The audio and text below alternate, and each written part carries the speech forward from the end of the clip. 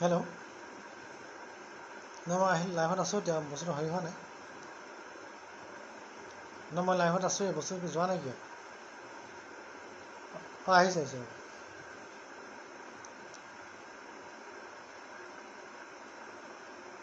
Hello'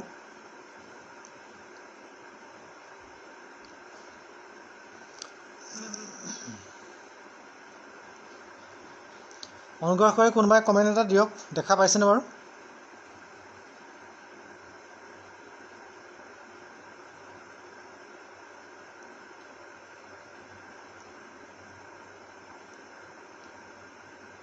hello'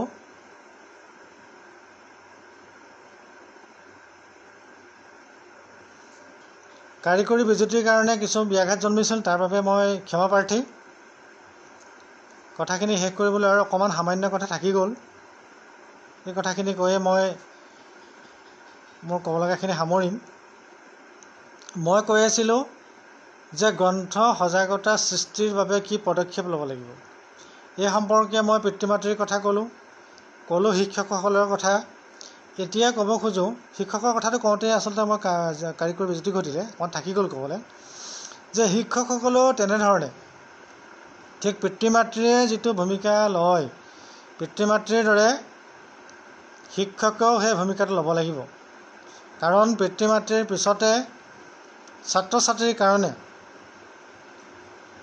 শিক্ষক সমাজ হৈছে এক বিৰাট অনুপ্ৰেৰণা এক বিৰাট আদৰ্শ গতিকে বিদ্যালয়ত শিক্ষকসকলে যদি মই ভাবোঁ ছাত্ৰ ছাত্ৰীসকলক গ্ৰন্থ কিয় পঢ়িব লাগে গ্ৰন্থ পঢ়িলে আমাৰ জীৱনৰ কাৰণে কি ভাল হয় এই কথাখিনি যদি ক্লাছ কৰাৰ সময়তে হওক বা অন্যান্য সময়ত সুযোগ বুজি সময় সাপেক্ষে তেওঁলোকক কয় আৰু পিতৃ মাতৃয়ে লোৱা ভূমিকাৰ দৰেই ছাত্ৰ ছাত্ৰীৰ মনত যদি এটা প্ৰতিযোগিতামূলক পৰিৱেশ সৃষ্টি কৰি দিয়ে কাৰণ আজিকালি চৰকাৰৰ ফালৰ পৰা অসম চৰকাৰ ৰাজ্যিক চৰকাৰৰ ফালৰ পৰাও বিদ্যালয়বিলাকৰ কাৰণে পুথিভঁৰালৰ কাৰণে গ্ৰন্থ দিয়া হৈছে আৰু সেই গ্ৰন্থবিলাকেই ছাত্ৰ ছাত্ৰীৰ কাৰণে জীৱনৰ গতিৰ দিশ সলনি কৰি দিব পৰাকৈ উপযোগী কিতাপবিলাকে তাত দিয়া হয় গতিকে এই কিতাপবিলাক আমি দেখিবলৈ পাওঁ যে স্কুলত ধূলি মাকতি পৰি থাকে সেই কিতাপবিলাক চৰকাৰে পুথিভঁৰালৰ গ্ৰন্থ হিচাপে যিটো উদ্দেশ্যত পঠিয়াইছে বা প্ৰেৰণ কৰিছে বা দিছে এই কথাখিনি কিন্তু সদব্যৱহাৰ কৰা নহয় গতিকে মই ভাবোঁ এই ক্ষেত্ৰত শিক্ষকসকলে সঁচাকৈয়ে বৰ ডাঙৰ এটা পদক্ষেপ ল'ব পাৰে ছাত্ৰ ছাত্ৰীসকলক পিতৃ মাতৃৰ দৰে যদি কথাষাৰ কয় যে তোমালোকে এই কিতাপখন নিয়া এই কিতাপখন পঢ়া আৰু এই কিতাপখন পঢ়ি তোমালোকে কি পালা মোক কিন্তু কাইলৈ ক্লাছত বা প্ৰাৰ্থনা সভাত ক'ব লাগিব আৰু তেতিয়া মই তোমাক এটা পুৰস্কাৰ দিম ঠিক এনেকুৱা ধৰণৰ মই এটা উদাহৰণ হিচাপেহে দি আছোঁ কথাখিনি মই এটা কথাহে কৈছোঁ ঠিক এনেকুৱা ধৰণৰ পদক্ষেপখিনি যদি লোৱা হয় শিক্ষক সমাজৰ ফালৰ পৰা বিদ্যালয়ত তেতিয়া মই ভাবোঁ ইও এটা ভৱিষ্যতে গ্ৰন্থ সৃষ্টিৰ ক্ষেত্ৰত গ্ৰন্থ পঢ়ুৱৈ বৃদ্ধি কৰাৰ ক্ষেত্ৰত নতুন গ্ৰন্থ লিখাৰ ক্ষেত্ৰত এটা বৰ ডাঙৰ বা এটা বৃহৎ আচলতে পদক্ষেপ হ'ব পাৰে ঠিক সেইদৰে ৰাজ্যিক চৰকাৰেও ল'বলগীয়া ভূমিকা আছে এই বিষয়ে আপোনালোকে জানেই মই কথাখিনি বহল নকৰোঁ শেষৰ মই বিষয়টো ক'ব খুজিছোঁ যে ছ'চিয়েল মিডিয়া এতিয়া এটা অৰ্থত ছ'চিয়েল মিডিয়াৰ যুগ বুলি ক'লেও বা ফেচবুকৰ যুগ বুলি ক'লেও কিন্তু ভুল কোৱা নহ'ব বোধ কৰোঁ কাৰণ ল'ৰাৰ পৰা বুঢ়ালৈকে অসমৰে নহয় পৃথিৱীৰ প্ৰত্যেকজন মানুহেই কিন্তু এটা বস্তু এতিয়া মোহত পৰিছে সেইটো হৈছে ফেচবুক ছ'চিয়েল মিডিয়া গতিকে এই ছ'চিয়েল মিডিয়াত যিসকল গ্ৰুপে ভুমুকি মাৰিছে সেই গ্ৰুপবিলাকে যদি এটা বৃহৎ স্বাৰ্থলৈ অসমীয়া ভাষা, অসমীয়া সংস্কৃতি, অসমীয়া জাতিৰ বৃহত্তৰ স্বাৰ্থৰ হকে চিন্তা কৰি এই ছ'চিয়েল গ্ৰুপবিলাকে, সামাজিক গ্ৰুপবিলাকে বা কিতাপৰ বিশেষকৈ গ্ৰুপবিলাকে যদি এটা পদক্ষেপ লয় গ্ৰন্থ সৃষ্টিৰ ক্ষেত্ৰত, গ্ৰন্থ সজাগতা সৃষ্টিৰ ক্ষেত্ৰত, তেনেহ'লে মই ভাবোঁ ই বহু দূৰ আগুৱাই গুচি যাব, বহু দূৰ আগুৱাই লৈ যাব আমাৰ অসমৰ অসমীয়া লেখকসকলক আৰু পাঠকসকলক। আৰু এই ক্ষেত্ৰত কিন্তু মই আনন্দৰে ক'ব খোজোঁ, মই চকুত লগাকৈ মোক দৃষ্টি আকৰ্ষণ কৰিছে, হয়তো বোধকৰোঁ আপোনালোকক কৰিছে, এই যিটো গ্ৰুপৰ আজি মজিয়াত বহি মই আপোনালোকৰ কথাখিনি কৈ আছোঁ, এয়া হৈছে গ্ৰন্থসবাস নামৰ যিটো গ্ৰুপ। কাৰণ মোক এটা কথা বৰ বিমুগ্ধ কৰিছে, আচৰিত কৰিছে এইকাৰণেই যে 2020 চনৰ 12 জুন তাৰিখে, মানে আজি 2 মাহ 29 দিনত ভৰি দিছে, কালিলৈ 3 মাহ পূৰ কৰিবহে, এই যিটো গ্ৰুপ, এই গ্ৰুপটোৱে গ্ৰন্থ সৃষ্টিৰ ক্ষেত্ৰত বা গ্ৰন্থৰ সজাগতা সৃষ্টিৰ ক্ষেত্ৰত কিন্তু বহুখিনি ভূমিকা লৈছে। আৰু এইটো মই কোৱা কথা নহয়, মই মন ভাল লগাবলৈ কোৱা কথা নহয়, আপোনালোকে নিজেও প্ৰত্যক্ষ কৰিছে, আপোনালোকে নিজেও দেখিছে গ্ৰন্থৰ গ্ৰুপ বহুখিনি আছে, কিন্তু এই খুব কম সময়ৰ ভিতৰত বিপুল সংখ্যক সদস্য ইয়াত ভৰ্তি হৈছে। আৰু ইয়াৰ দ্বাৰা এইটোৱে সূচাইছে যে গ্ৰন্থ সৃষ্টি বা গ্ৰন্থ পঢ়াৰ ক্ষেত্ৰত যি সজাগতা বৃদ্ধি, এই সজাগতা বৃদ্ধিৰ ক্ষেত্ৰত চকুত লগাকৈ আদৰ্শনীয়ভাৱে গ্ৰন্থ সভাসে এক উৎকৃষ্ট ভূমিকা গ্ৰহণ কৰিছে। এই কথাটো মই নকৈ নোৱাৰিলোঁ, কাৰণ ক'বলগীয়া কথা, নক'লে ইয়াত এটা আধৰুৱা হৈ ৰ'ব। গতিকে যি নহওক, অকল গ্ৰন্থ উৎসৱ বুলিয়েই নহয়, গ্ৰন্থ উৎসৱকে আদি কৰি আমাৰ ছ'চিয়েল মিডিয়াত যিবিলাক আচলতে সাহিত্যৰ গ্ৰুপ, কবিতাৰ গ্ৰুপ, এনেকুৱা ধৰণৰ গ্ৰুপবিলাক আছে, সেই গ্ৰুপবিলাকেও কিন্তু নিজা নিজা কিছুমান পদক্ষেপ ল'ব পাৰে, নিজা নিজা কিছুমান ব্যতিক্ৰমী নতুন নতুন চিন্তা ল'ব পাৰে, যিবিলাক চিন্তাৰ দ্বাৰা আমাৰ অসমীয়া ভাষা সাহিত্য সংস্কৃতিৰ বৃদ্ধিত, শ্ৰীবৃদ্ধিত, ভাষাৰ বিকাশত, সাহিত্যৰ বিকাশত, লগতে এই যিটো বিষয়ে মই বাৰম্বাৰ কৈ আছোঁ যে গ্ৰন্থ সজাগতা সৃষ্টিৰ ক্ষেত্ৰত কিন্তু এক আদৰণীয় আৰু আদৰ্শনীয় পদক্ষেপ ল'ব পাৰে।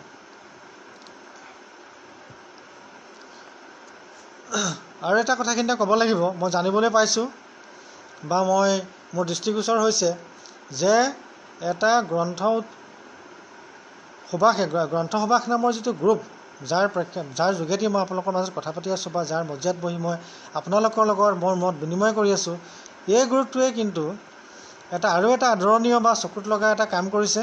সেইটো হৈছে কি, যে তেখেতসকলে মেগাজিন এখন প্ৰকাশ কৰি আছে, আৰু মোক জনাইছে তেখেতসকলে, বা মই জানিব পাৰিছোঁ যে এই মেগাজিনখন কিন্তু অনাগত দিনত খুব কম সময়ৰ ভিতৰতে অফলাইন মেগাজিন হিচাপেও কিন্তু প্ৰকাশৰ পথত তেওঁলোকে চিন্তা অব্যাহত ৰাখিছে, আৰু এখন বোধ কৰোঁ তেখেতসকলে প্ৰকাশ কৰিব।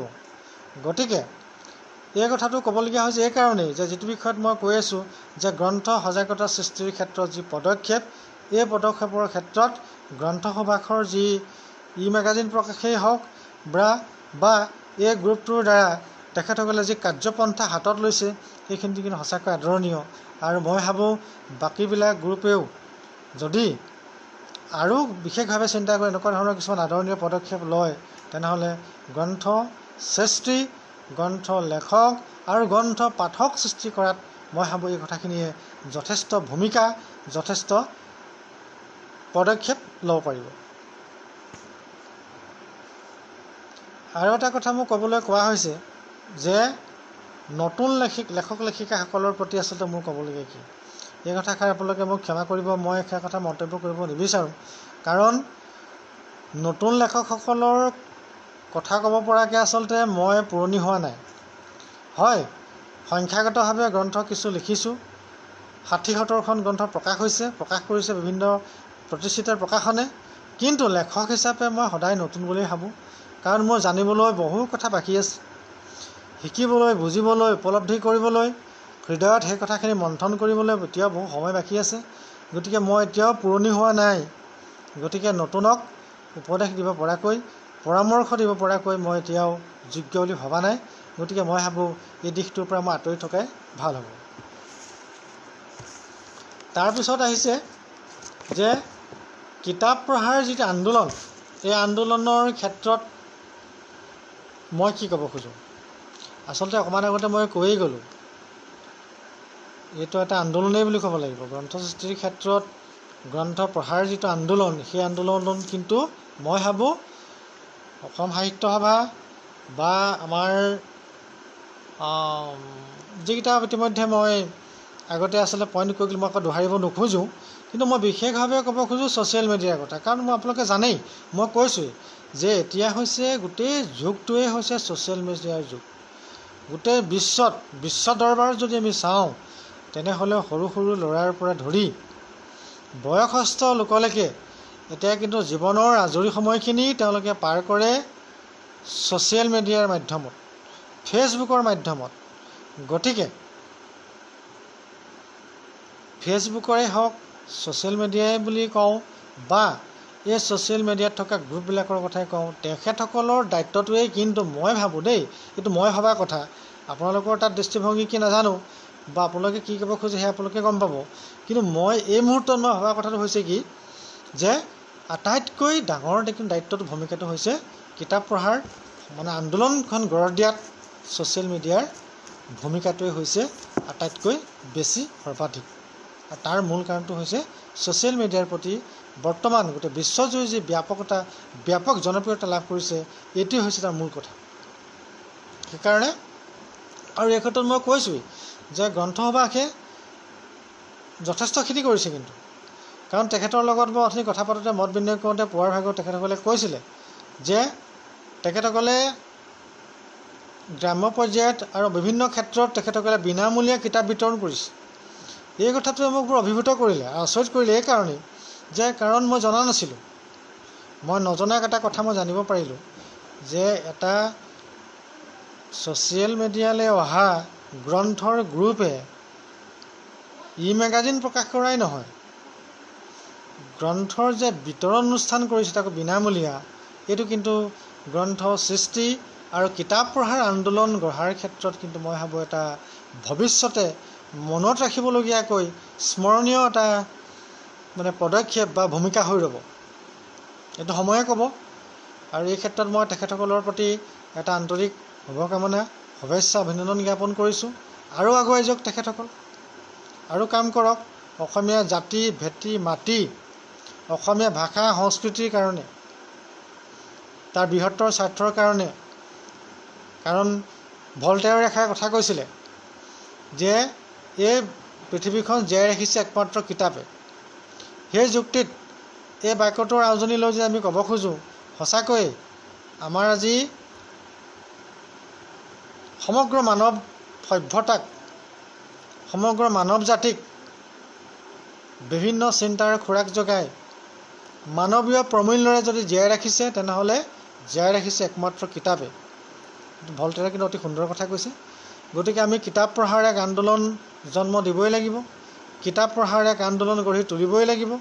আৰু এই আন্দোলন গঢ়ি তোলাত মই 100 বাৰ ক'ম, 1000 বাৰ ক'ম, ক'বলৈ সুযোগ পালে মই কৈয়ে থাকিম যে মই ভাবোঁ, মোৰ ধাৰণা সেয়া হৈছে ছ'চিয়েল মিডিয়াই কিন্তু বা এই গ্ৰুপসমূহে কিন্তু আটাইতকৈ ডাঙৰ আৰু লেখত ল'বলগীয়া তেখেতলোকে ভূমিকা ল'ব লাগিব, আৰু ইতিমধ্যে লৈছেই, গ্ৰন্থসভাসেতো লৈছেই।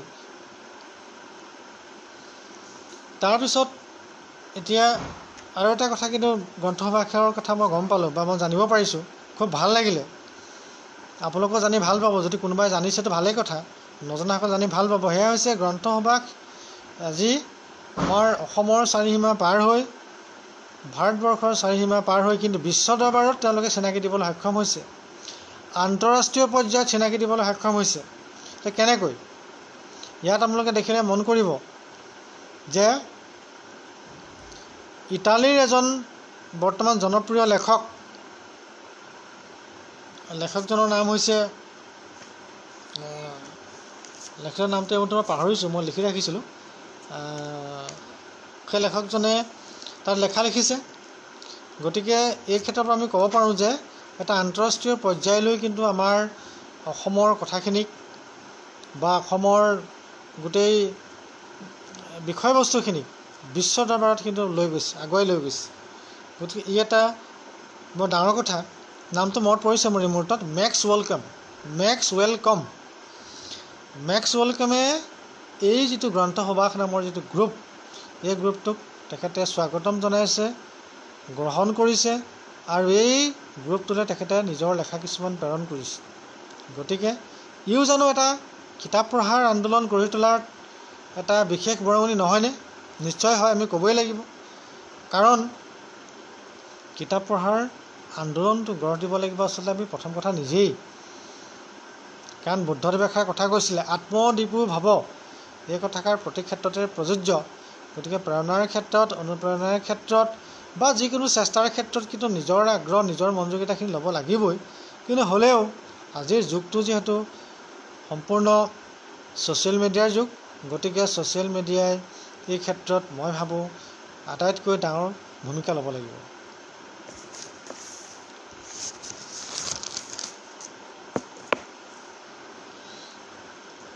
যি নহওক, আৰু এটা প্ৰশ্ন মোক এজন ফেচবুকৰ বন্ধুৱে কৰিছিলে, এই ক্ষেত্ৰত মই সেই উত্তৰটো মই দিম বুলি তেখেতক প্ৰতিশ্ৰুতি দিয়া আছে। গতিকে এই কথাষাৰ যদি মই নকওঁ তেখেতেও বেয়া পাব, মনতে অসন্তোষ পাব, আৰু আচলতে মোৰো ভাল নালাগিব। কাৰণ তেখেত মোৰ এজন শুভাকাংক্ষী হিচাপে বিভিন্ন খবৰ লৈ থাকে মাজে মাজে। আৰু প্ৰথম প্ৰশ্নটো কিন্তু তেখেতেই কৰিছিলে। তেখেত হৈছে নগাঁৱৰ অচ্যুত অঞ্জিছ। তেখেতে এটা প্ৰশ্ন মোক কৰি থৈছে যে ডিভাইন কমেডিখন লিখাৰ প্ৰেৰণা মই কেনেকৈ পালোঁ। এই কথাষাৰ আচলতে অঞ্চিছ ডাঙৰীয়া মই আগতেই কৈ আহিছোঁ। কিন্তু এতিয়াও মই এটা বাক্যতে মই ক'ব খোজোঁ যে মই কৈ অহা কথাটো আপুনি চাগে নিশ্চয় যদি শুনিছে গমেই পাইছে যে এই কিতাপখন 700 বছৰ আগত ৰচনা কৰা এখন কিতাপ। আৰু এই কিতাপখন কিন্তু আমাৰ দান্তেই সুদীৰ্ঘ 20টা বছৰ অমানসিক পৰিশ্ৰম কৰি 20 বছৰ সাধনা কৰি এখন গ্ৰন্থৰূপ দিয়া এখন মহৎ কিতাপ। অৰ্থাৎ 20টা বছৰ লিখাৰ শেষত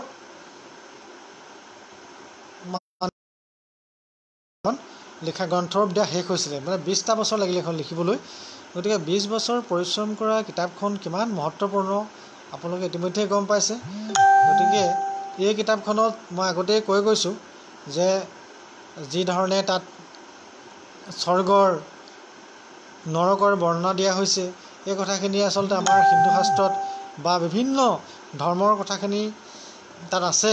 কাৰণ সকলোৱে বিশ্বাস কৰে স্বৰ্গ নৰক, জন্মৰ মৃত্যুৰ পিছত, জন্মৰ আগত আমি কি আছিলোঁ, জন্মৰ পিছত থকা পৃথিৱীখন এৰি পেলাই মৃত্যুৰ পিছত আমি ক'লৈ যাওঁ, এনেকুৱা ধৰণৰ কথাখিনি আমাক আচলতে কেতিয়াবা মাজে মাজে বৰ চিন্তাত পেলায়। গতিকে এই কথাখিনি তাত কিন্তু ধুনীয়াকৈ আছে, সবিস্তাৰে বৰ্ণনা কৰিছে।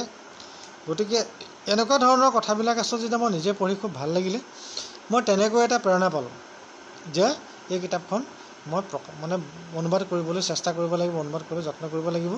আৰু যদি এইটো কাম কৰিব পৰা যায় তেনেহ'লে এটা খুব ভাল কাম কৰা হ'ব। গতিকে এনেকৈয়ে মোৰ অনুপ্ৰেৰণাটো আহিছিলে। আৰু তাতকৈ ডাঙৰ কথা হৈছে কি, কিতাপখন যিহেতু তাৰ মূল বিষয়বস্তুটো হৈছে প্ৰেম, আৰু মই আগতেই কৈ গৈছোঁ যে প্ৰেমেই হৈছে জীৱনৰ প্ৰকৃত সৌন্দৰ্য উপলব্ধিৰ প্ৰশস্ত পথ।